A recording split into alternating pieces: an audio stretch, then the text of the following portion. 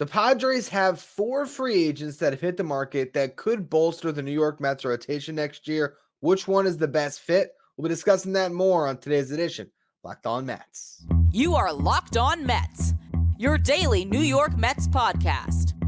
Part of the Locked On Podcast Network, your team every day.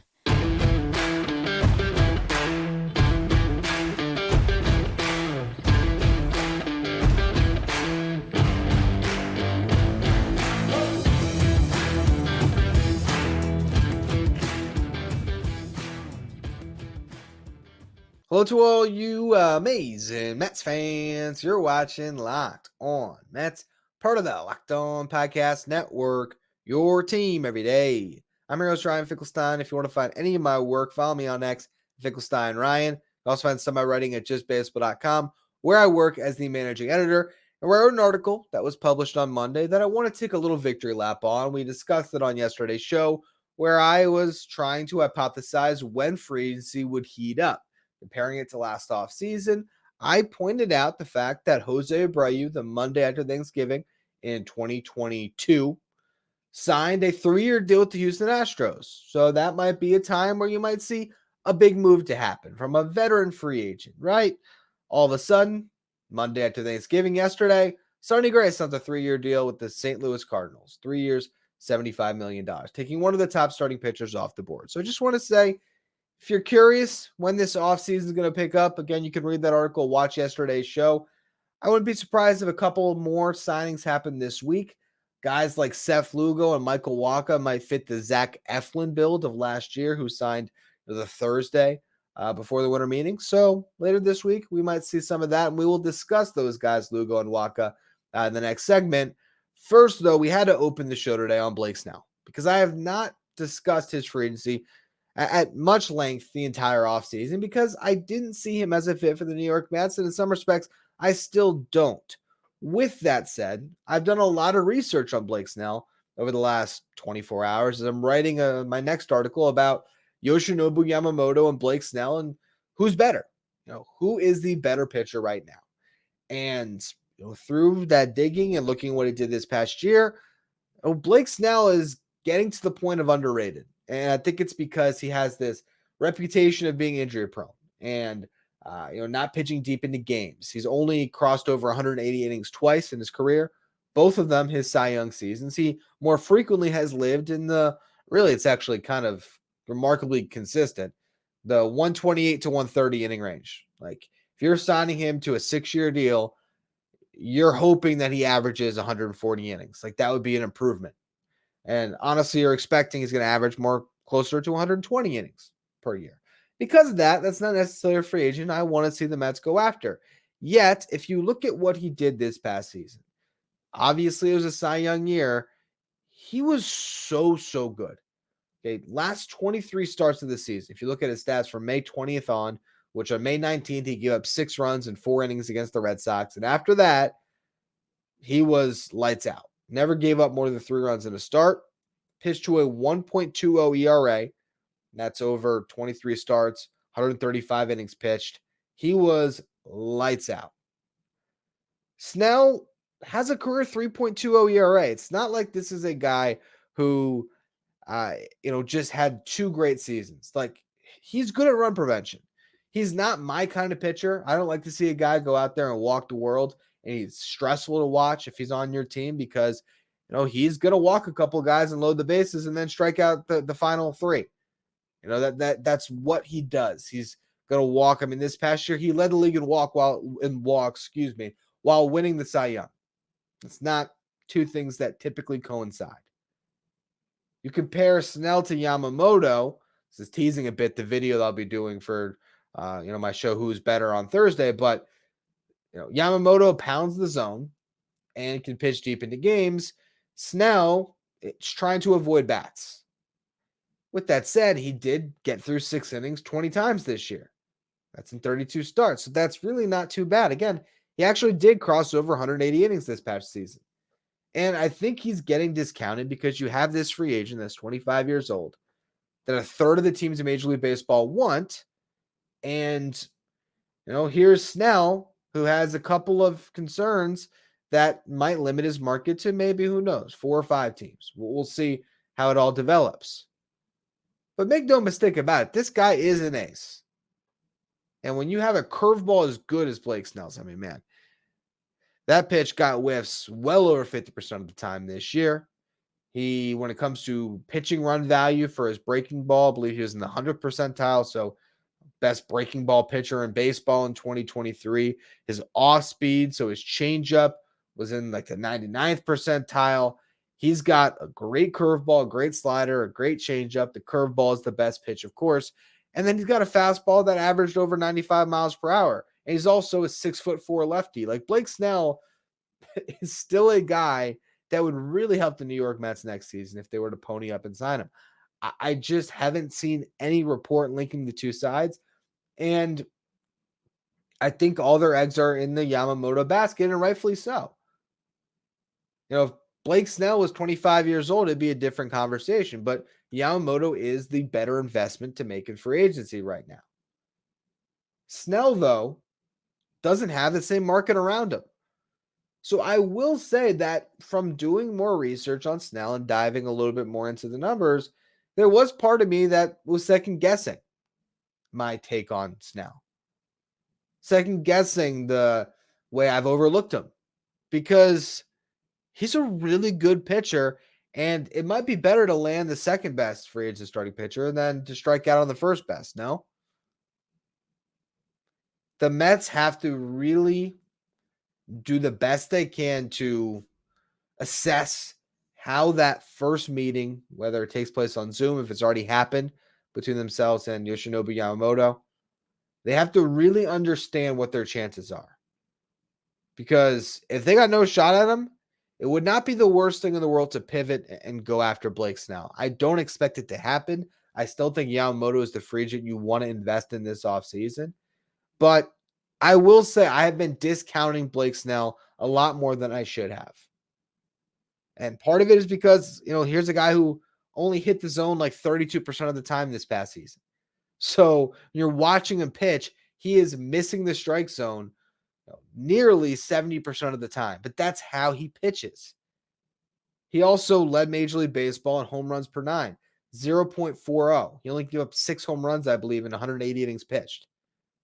So it's because he's relying on ridiculous movement to keep the ball out of the zone and to get guys to swing at bad pitches. And then to also roll over those bad pitches and get himself out of jams when he pitches himself into them. So he's a really fascinating free agent. I don't think the Mets will sign him, but I think I've softened a lot on my take about him as a free agent. Some teams are going to be very happy to end up landing him, because for next season, of all the pitchers that are going to change teams, no one could potentially be as impactful as Snell might be for that new team in 2024 in particular. If the Mets window is 2024, 2025, 2026, Snell really would fit into that window well. You're just concerned about 27, 28, 29. If he gets a 7-year deal, 30, that's where I think I start to draw the line. But a 6-year deal for Blake Snell, the Mets could do far, far worse. More likely, though, I imagine they will be in the running for guys like Seth, Lugo, and Michael Waka that fits the complementary piece to the home run swing that they're trying to take with Yamamoto. So I want to discuss those pitchers next. Before we do, though, today's episode is brought to you by FanDuel. Score this NFL season with FanDuel, America's #1 sportsbook. Right now, new customers get $150 in bonus bets with any winning $5 money line bet. It's $150 if your team wins. If you've been thinking about joining FanDuel, there's no better time to get on the action. You got the NFL season, you got college football, you got the NBA season with their in-season tournament. So if you want a little extra rooting interest in one of those nationally televised NBA games, go to FanDuel. The app is easy to use, and there's a wide range of betting options, including the spread, player props, over-unders, and more.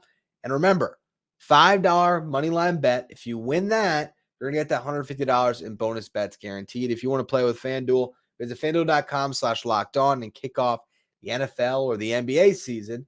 FanDuel, official partner of the NFL. Locked On has launched the first ever national sports 24/7 streaming channel on YouTube. Locked On Sports Today is here for your 24/7 coverage of the top stories of the day with local experts of Locked On, plus our national shows covering every league. Go to Locked On Sports Today on YouTube and subscribe to the first ever 24/7 national sports streaming channel. Now, I've discussed Seth Lugo a couple of times this offseason because he had a great year starting for the San Diego Padres, and he would fit the Mets rotation. If you signed Seth Lugo coming off this season where he pitched to a 3.57 ERA, he would slot comfortably in that 3-4 spot along with Jose Quintana. You told me right now that by the end of this week, you're looking at a rotation that has Kodai Senga, Quintana, Seth Lugo with all those depth arms we've discussed. I'd be feeling pretty good that the Mets could either trade for that second frontline starter or sign Yoshinobu Yamamoto or even Blake Snell theoretically and be in good shape next season. That is how good Lugo was. He had 17 quality starts last season, and that was in 26 starts overall. He did miss some time with a leg injury. It wasn't an arm injury. I didn't pull that for today's show. I just remember, I think it was a calf. Regardless, though, his arm was not the issue. It wasn't anything with that, slightly torn UCL that we know he had getting back to his time with the Mets. He was, healthy for most of the season and very, very effective. He nearly reached 150 innings pitched. Remember, this is a guy that spent a lot of years in the Mets bullpen, jumping back and forth between those roles. He made his debut, 2016? And was a guy that pitched in that rotation in the stretch that helped them make that wild card push. I think he had some time in the bullpen. Then he ended up in the rotation at the end of the year when so many guys went down. You eventually had DeGrom go down, but before that, Matz went down, Harvey went down. It was Noah Syndergaard, Bartolo Colon, Seth Lugo, Robert Gazelman, a crazy team that went on that run to make the playoffs. And Lugo was a huge part of it. And then, 2017, he sort of failed as a starter, then gets, put into the bullpen more. 2019 has a remarkable season where he ended up closing games for Edwin Diaz down the stretch because Diaz was so bad in his first year with the Mets. 2020 was the one time they gave him another chance to start, and it was when Michael Wacha, funny enough, along with Rick Porcello, was just horrible in that rotation during the COVID-shortened season. And they just decided, hey, we need an arm. Seth Lugo will stretch you out.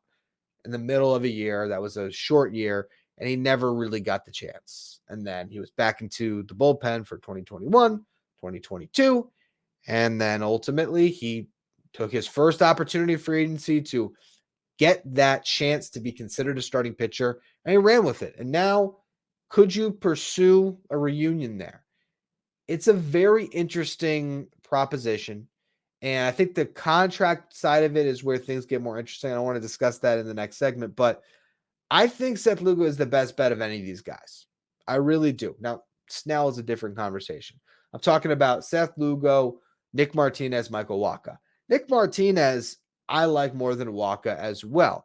He still threw 110 innings this past year, despite the fact that he only made 9 starts, pitched primarily out of the bullpen, but had a 3.43 ERA, had an ERA under 3 in those 9 starts, and, is a really good option where the Mets could give him a more clear path to start, but he also has spoken about how he's okay out of the bullpen, where Seth Lugo, I think, is averse to going into the bullpen. So I do like Martinez, but not at the same dollar amount or year commitment that you're going to have to give to Lugo. Michael Wacha has had a great 2 seasons. I mean, he had a 3.32 ERA with the Red Sox in 23 starts, 127 and a third innings pitched in 2022.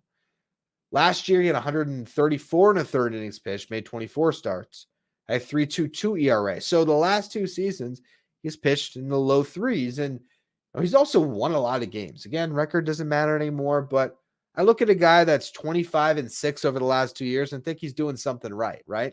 So I think Wacha's good. But that dude has been plagued with shoulder injuries, and he's still only 32. Lugo, I think, just turned 34. Yeah, like 10 days ago, 11 days ago. So, Lugo is older, but Wacha's arm has way more mileage on it. He's venturing close to 1,300 innings pitched in the big leagues. Lugo out of the bullpen a ton, sitting at 641. And even though Lugo has the elbow thing, I can't remember when that report came up, but I feel like it was pre-COVID at least, 2018, 2019, when that whole thing happened with the partially torn UCL. Waka, it's shoulder injuries his entire career, and that's why he hasn't been making 30 starts the last couple of seasons. So I'd be concerned that the shoes would fall off a bit. I mean, 2021 with the Rays of all teams who typically get the most out of their pitchers, he had an ERA over 5. With the Mets, he had an ERA over 6. I wouldn't be mad at it, but if Michael Wacha gets more than a 1-year deal, and if I'm him, and this is, again, my age 32 free agency, I'd be pushing for a 2 to 3 year deal. And we'll see what team actually ends up going for that. I feel like he's going to get at least 2. Seth Lugo, even if he gets 3 years at an older age, I think I'm more interested in that route. The problem is, did you burn a bridge with Seth Lugo when you didn't let him start for all these years? Is he, picking up phones for 29 teams this offseason, and the one team that he doesn't want to go back to is the Mets because he's thinking, you guys didn't believe in me. There's a very real chance that is the case. But this is a new front office, a completely new regime. And I'd imagine if this is a free agent that is looking to get 3 years, which is what the report has been, and he has a ton of interest on the market, but if there was a team that was beating his price at 3 years, I imagine he'd have signed already. I do wonder if the Mets can jump the line, reopen talks, and actually get Lugo to come back. What I want to do next is break down the contract. How much money would Seth Lugo get? How much risk is there in signing a guy that really only has 1 season of proof and being able to be an effective starting pitcher across a full 162 game season? And is the risk too much compared to what it would be to go after Waka or Martinez instead?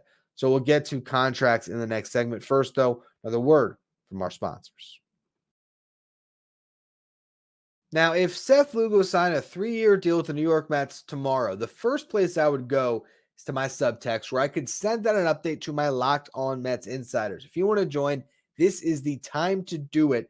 With the winter meetings coming up and all the news that's going to take place over the next 2 to 3 weeks, you get a 2-week free trial to see if you like it. Come aboard. You get to hear all of the updates that I have on the Mets. Whenever signings made, there's ever a rumor that I find interesting, I want to give you my 2 cents.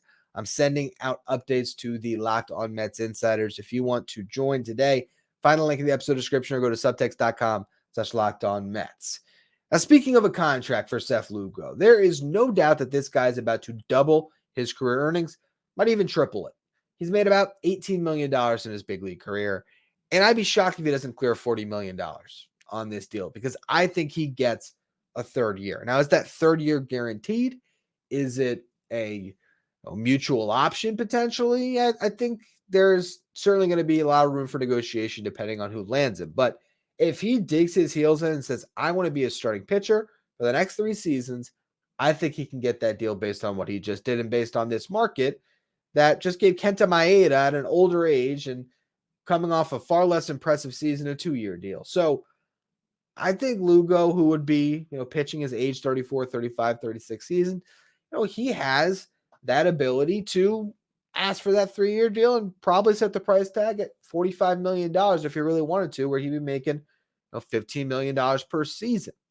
If I'm the Mets, right now, I would call up his agent, say, listen, we want to talk about bringing Seth back to the Mets. You hear us out. We really wanted to be a starting pitcher for us.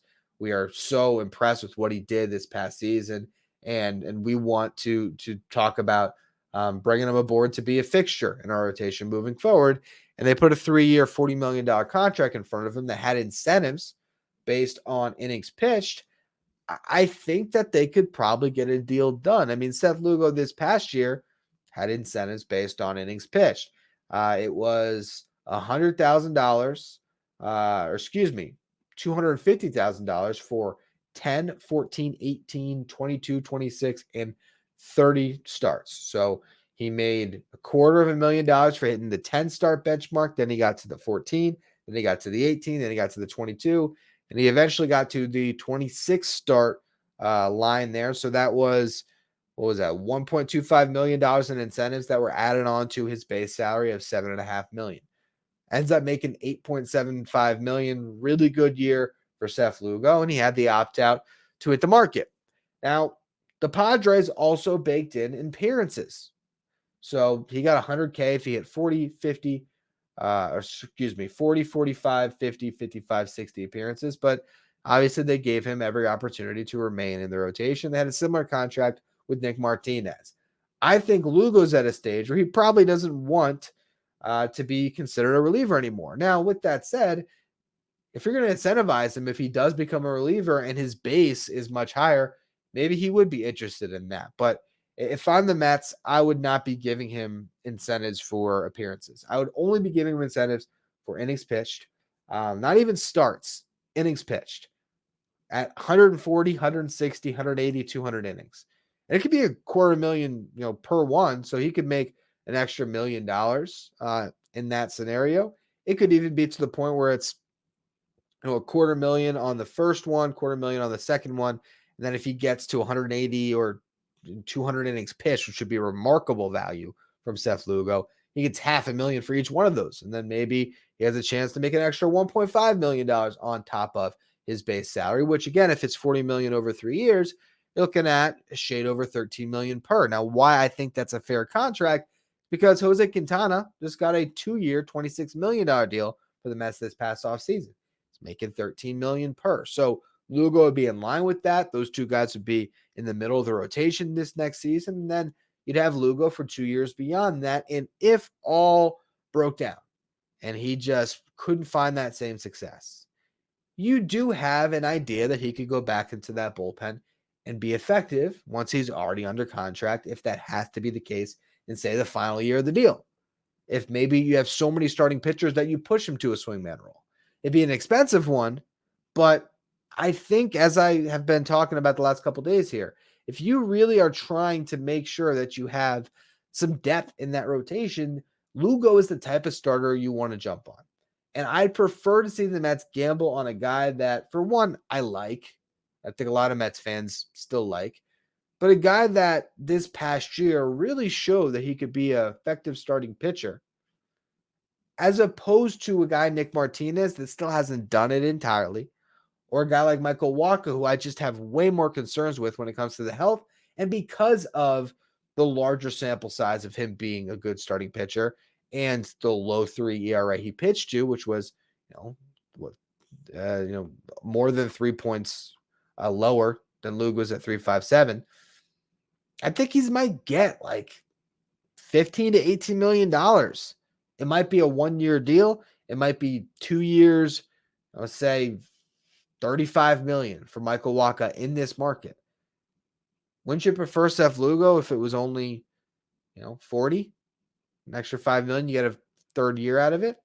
Or even if it was $45 million without the incentives, I'd still be, more interested in that, because I just look at that shoulder for Wacha and I'm concerned with how it's going to hold up. Not to mention, you look at the expected stats, not that we can just live and die by expected ERA compared to actual ERA, but his expected ERA is 4.30. His expected FIP, which is fielding independent pitching, was 4.47.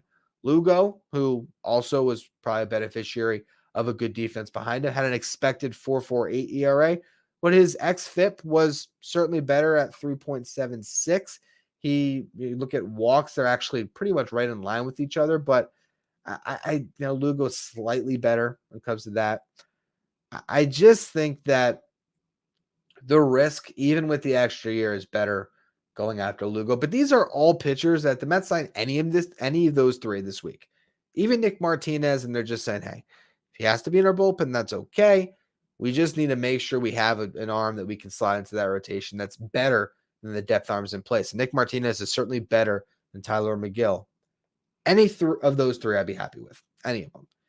If they were to shock us all and sign Blake Snell, I think I can talk myself into it based on some of the research I've been doing again over the last 24 hours, which you'll be able to read about on Thursday and watch on my show, Who's Better. So it's interesting. It's an interesting team of now impending free agents that the Padres have here that have all hit the market and are all going to clean up, honestly, because starting pitchers are getting paid. It feels like if you're a starting pitcher, just that alone, an MLB starting pitcher, your baseline is $10 million.